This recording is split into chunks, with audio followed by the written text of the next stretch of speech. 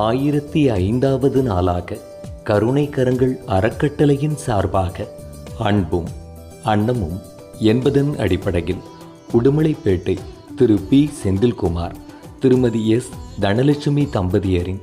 அன்பு பேத்தி செல்வி வி ருச்சிதா அவர்களின் சார்பாக உடுமலை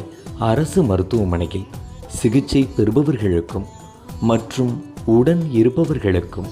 காலை உணவு அருட்பிரசாதமாக வழங்கப்பட்டது.